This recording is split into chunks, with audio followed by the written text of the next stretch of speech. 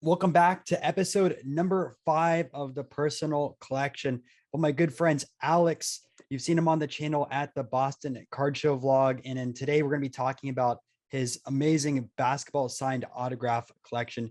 You can take a look at some of his cards on his Instagram, which is Hall of Fame Vintage Sports Cards. Real quick, before we go over this video in PC, I have to thank the sponsor of this video, which is myslabs.com. Use the marketplace all the time for graded cards, whether it is both buying slabs or selling, and on top of it there's only a 1% commission fee at the end. So lowest fees there on the market. Make sure to take a look at myslabs.com. Awesome site. Forced to pay 10% or more to sell something from your collection?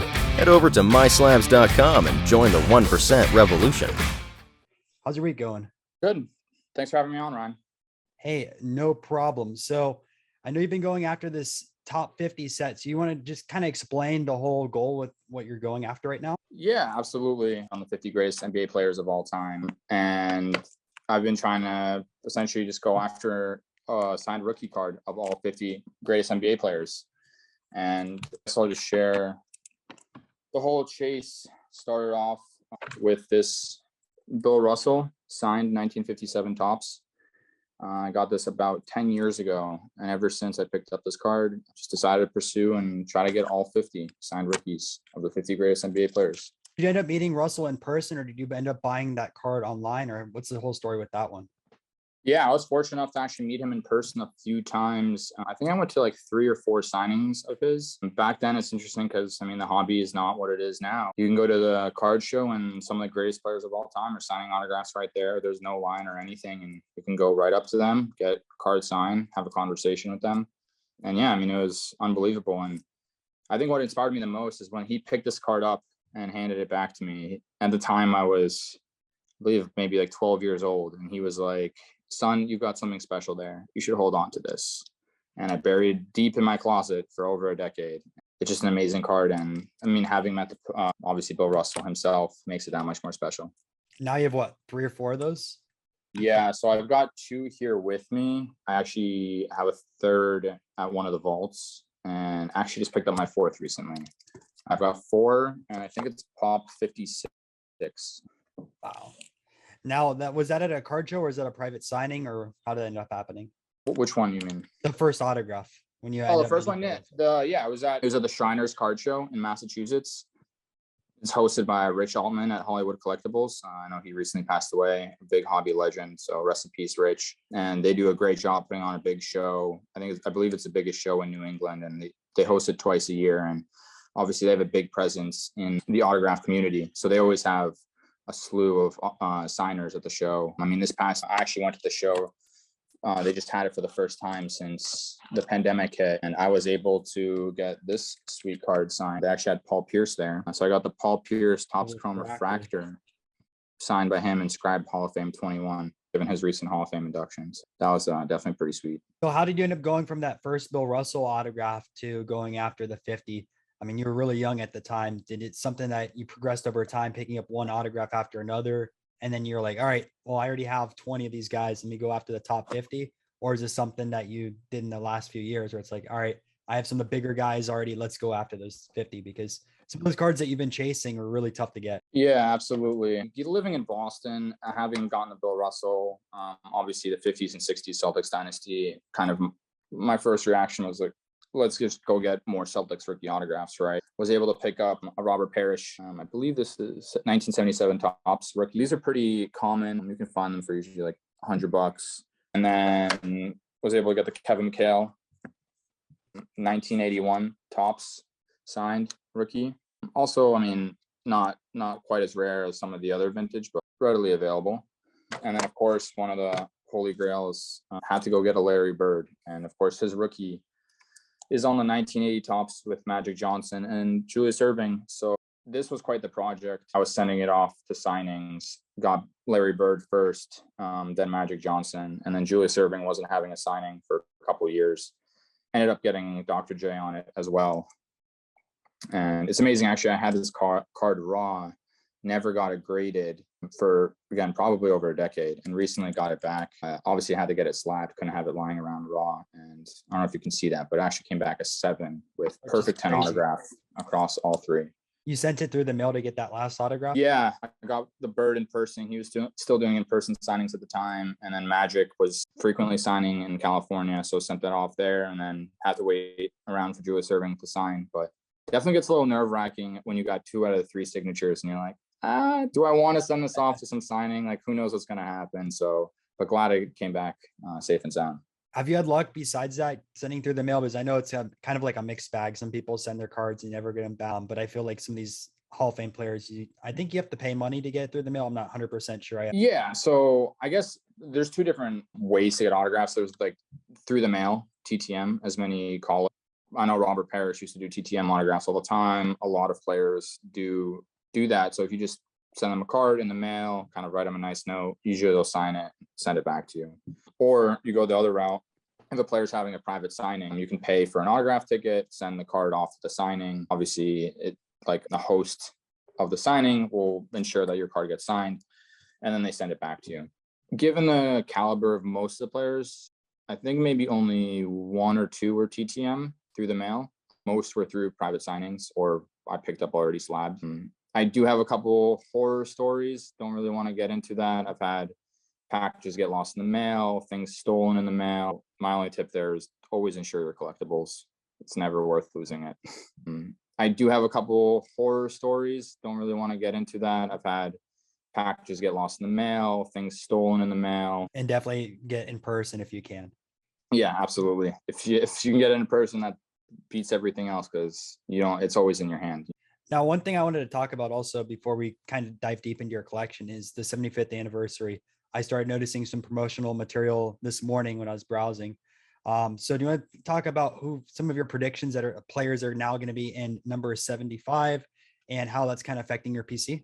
Yeah, absolutely. So I guess just to provide some context for those who don't know, Adam Silver actually announced during the National, I think the whole hobby was probably too occupied with the whole National going on in Chicago. But Adam Silver actually announced that, yes, they are releasing a top 75 list. It'll probably be at the beginning of the season. I think it'll be around the end of October, given that it's a 75th anniversary. The big question for a lot of collectors is, are they going to remove past players and replace them with new players, or are they just going to add on a fresh 25? Now, given kind of historical context, for those who don't know, there actually was a top 25 list and a top 35 list for those anniversaries. And those lists did change up to the top 50. Players were removed when the top 50 was announced. So given historical trends, I would assume that some players will be removed from the top 50, which is unfortunate. I would like the list to stay the same and then just to see them add 25 new, but I guess we'll see how it goes. And on that note, I mean, the new next 25, you have an astounding list of 25 players, right? It'll be led by LeBron James, Kobe Bryant, Steph Curry, kind of the big 3 of the modern era, I'd say. And then, I mean, you have amazing players following suit, right? I mean, I think Tim Duncan, Dirk Nowitzki, Allen Iverson. I mean, you can go on and on. There's definitely probably at least 10 or 15 players that are locks in that new 25. Okay. And now with your first 50 that you have, how close are you currently with the collection? And then even with like the 75 or your projected 75, how close are you? Given that the Bird Magic is actually a dual rookie card, the top 50 only actually have 49 rookies signed. Of the 49, I have 45. So I'm missing 4 cards of the original 50.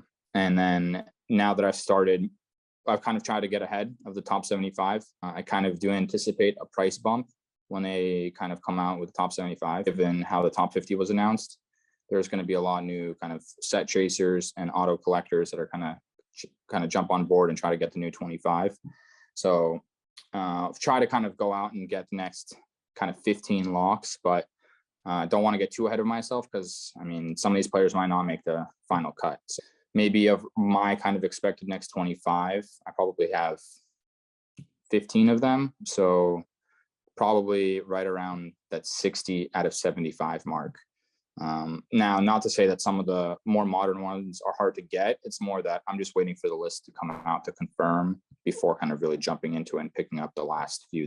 That's definitely a wise strategy with that. I mean, some of the newer stuff is so expensive still, but they're going to be around signing autographs for a while.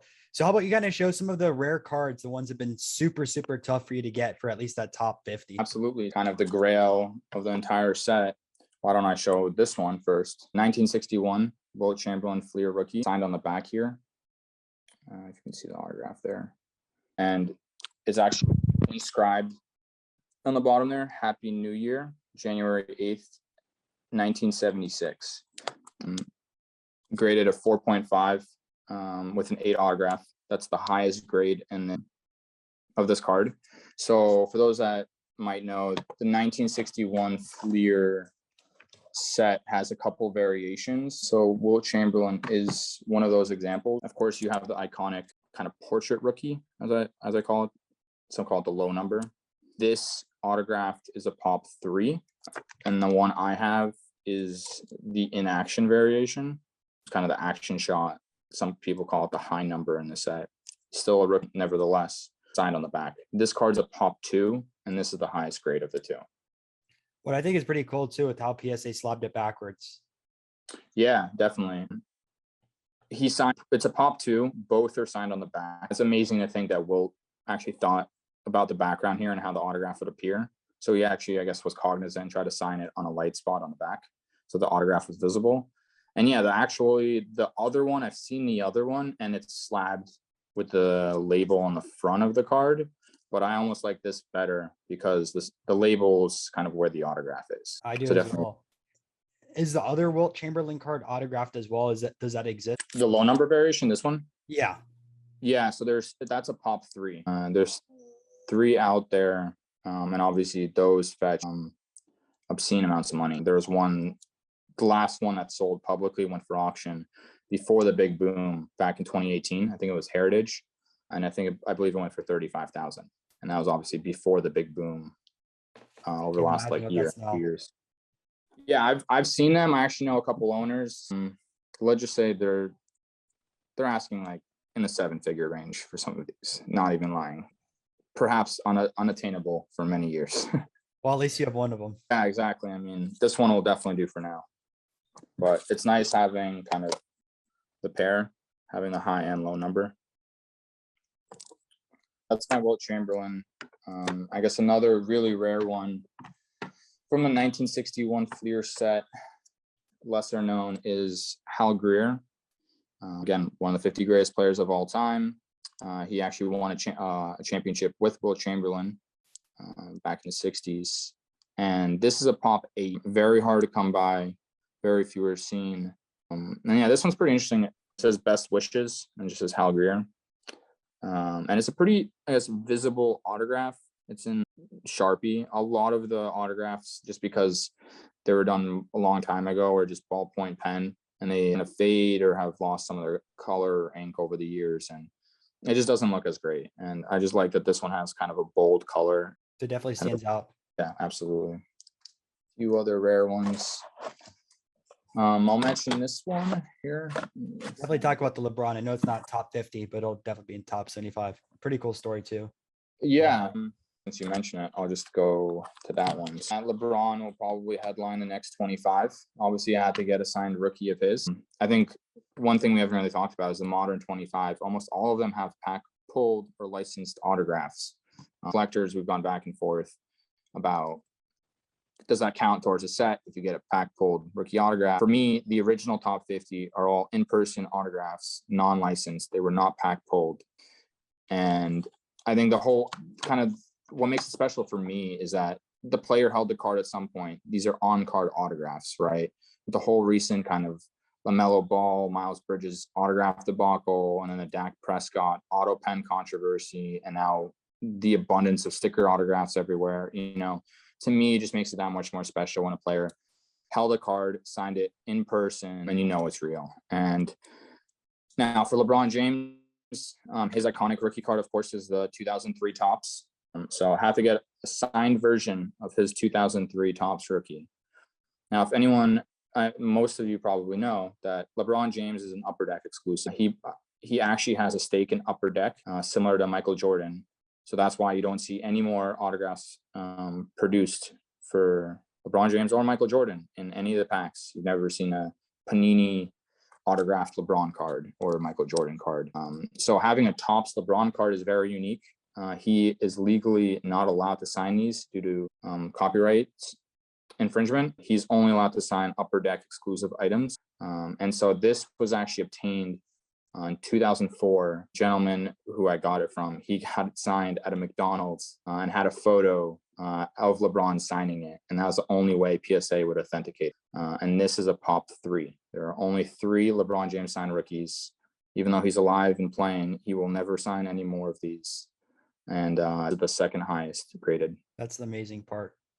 McDonald's, out of all places to get his autograph to. Yeah, it's funny. You see those like videos, Dream Team, Olympic Dream Team in like 2008 or something, and it's like LeBron, Chris Paul, Bosh. They're all like 24-year-olds or younger even, and they're like eating at McDonald's, and they're just like crushing the competition in the Olympics, and it's just such a iconic card, definitely.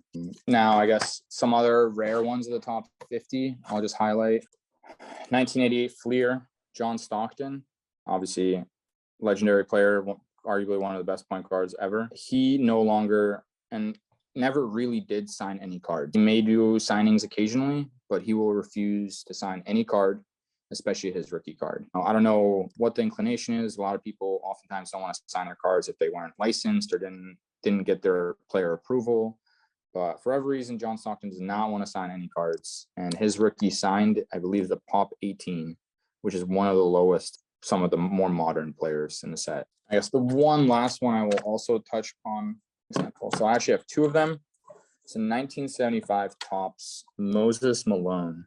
He doesn't have many certified autographs. I believe he passed away not too long ago, so you're not going to find more of these. And unfortunately, I mean, you probably can't even see the autograph. This is probably one of the worst cards ever to get signed on the front. It's a dark image, and especially if signed in like a blue or black Sharpie. Tough. Unfortunately, yeah, it's tough. Like if I could go back and never get this signed, I would probably get it signed in like a silver Sharpie or something and have the autograph really pop. Unfortunately, most of these have not come out well. I've seen quite a few of these. I believe this is also in that kind of high teens pop count. Those are definitely some of the more unique ones of the original top 50. Maybe you want to share your Kobe as well real quick? Yeah. I think that's what you said. Was that a low pop one? I can't remember. Yeah. I can find it here in the stack. And then we'll do like any tips for collectors and different things like that. Anything else that'll be good. Of course, Kobe Bryant, 1996 Topps, iconic card. Now he did have, believe it or not, licensed autographs for his rookie, scoreboard and press pass, but those are kind of college products. And so he's not in an NBA uniform. So kind of one thing most collectors have agreed upon who kind of pursue this set is that you need an NBA uniform kind of autograph. Like college unis or high school unis don't count. So had to go after the Kobe top. This is a pop 10. This is actually graded a 7 with a 10 autograph. I believe it's maybe the 4th highest in the pop. In the summer golden auctions this past year, and I was bidding on it, and someone outbid me, and they were actually able to find me recently and reached out, and we were able to work out a deal. I haven't seen another one pop up. Obviously, Kobe collectors keep all their Kobe cards very close to heart, and being a pop 10, you almost never see these come up. Let's say if you're a collector going after another sport or basketball, do you have some tips for people trying to collect this type of stuff? Because it's super hard to find your teens and different things like that, or even like single digit pop cards. I mean, I think if you're pursuing any autograph set, I mean, the biggest thing is networking.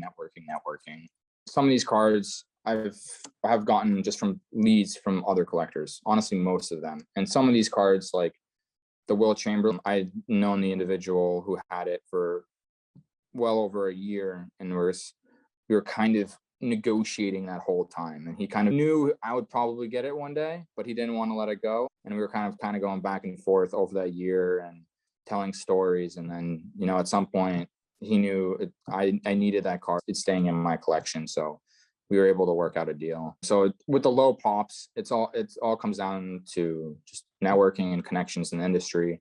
A lot of these cards are buried in collections. This isn't the stuff you're probably going to find in showcases at shows, or walk into a card shop and you're going to see a signed Kobe rookie. These things are deep in collections, and you really need to pry it away from most collectors. Yeah, I can definitely confirm for that, because I've been trying to find a lot of these autographs at shows. Only found one with that Steph Curry, but man, and that one time finding the Jordan, but I wish that ended up working out, but for obvious reasons it didn't. Yeah, so I guess since you mentioned it, I will mention the 2008 Topps Steph Curry. which Ryan, thanks to you, was able to pick this up for me. I believe at the Chicago National Correct. this Yeah, year, right? it wasn't in the vlog. Steven found the card and ended up brokering that deal while I was out recording some stuff. So we couldn't throw it in there, but ended up finding it there. Again, one of the top players in the modern era, had to get his kind of iconic Topps rookie signed. And yeah, unfortunately, this one's graded kind of that trading card label. So I'll probably be sending it in soon to get a card and autograph grade, but a beautiful signed Steph Curry rookie nevertheless. It is. So one last thing, what's after you finish this collection? Are you just going to continue to upgrade it, or are you going to go after another sport, or what's your goal? Good question. You know, this set has kind of gotten the best of me so far. So I've been spending countless days and nights pursuing all these cards. It's definitely been my main focus. It's hard to really see beyond that. I have given it a lot of thought. You know, I might expand to, let me just get the rest of the Hall of Fame. You know, I can expand outside the top 75, upgrading a few here or there. So actually the 4th Bill Russell I have coming in, I'm going to have to put a number grade on it, but it potentially could be a 5+, which would be a very sweet card signed. It would be in the top 10% in the pop report for sure. Potentially might want to expand to other sports. You know, I had some football rookie autos and some baseball rookie autos, but pursuing the whole basketball set, had to kind of let go of some of the others to really go all in on this set. But I mean, I would love a Bobby Orr signed rookie, or Jim Brown signed rookie, Joe Namath, even Tom Brady, Bowman Chrome signed rookie. Definitely a card, being a Boston fan, that's on my want list. I like the whole rookie autograph area. I think on-card autographs in general are very underappreciated. I think over time, they're going to gain a lot more respect in the hobby, just given kind of the stigma with all these sticker autographs and the concern around the authenticity of some of the autographs coming out of packs. So definitely think these are undervalued. I think it's a great place to be collect. And a lot of these cards, I mean, you can find an autographed, I'll show this one, Allen Iverson, one of the greatest point guards of all time. He frequently does signings. You can get a nice Topps signed Allen Iverson card for relatively not that much money, you know, but Allen Iverson doesn't sign that many cards in products. And to pick up an Allen Iverson signed kind of pack pulled autograph, that might cost you a few $100. And sometimes a signed rookie these days, honestly, might be going less than just some pack pulled autograph that's not a rookie. And to me, I would take a signed rookie any day of the week. Dang, I should have grabbed one of those Iversons at the Philly card show. He was signing over there, I believe, the last day. Remember, they kept saying nonstop Iverson signing autographs. So been a good one. Yeah, definitely. I'm sure he signed a lot of rookies, quite a few rookies that day. Now everyone can follow you over again at Instagram, Hall of Fame Vintage Sports Cards. And real quick, what are those last 4 cards you're looking for, just in case any of the viewers know someone that has one? I can't end this without mentioning the last 4 that I need. So from the original 50, I need 4 cards. The 4 cards are a 1948 Bowman signed George Mikan, the lone rookie from the 1948 Bowman set. I believe it's a Pop 7. 1957 Topps Paul Arizin signed rookie. I believe that's a Pop 8. 1970 Topps Pete Maravich, the lone rookie from the 1970 Topps set. And it's one of the tall boys. And that's also a Pop 7. So very low pops on all of these. That's why it's been very difficult to find these. And the 4th and final, the Grail, of course, I need a signed 1986 Fleer Michael Jordan. And that is a Pop 56. And oftentimes with that, it's just getting it at a right price with a collector. I think there's one list on eBay right now for $5 million. A lot of collectors obviously value that card a lot, and just finding it at a somewhat decent price is very difficult. Those are the final 4 cards. If anyone has them, has anyone seen them, please let me know or reach out to Ryan. Definitely looking for them, and we'll pay finder's fee and very strong offers on any of those 4. Absolutely. Let's finish that top 50 set, and 10 years in the making. Let's get that done. So hope you guys enjoyed this episode. Alex, thank you again for jumping on here, and then I'll catch you guys next week. Thanks, Ryan.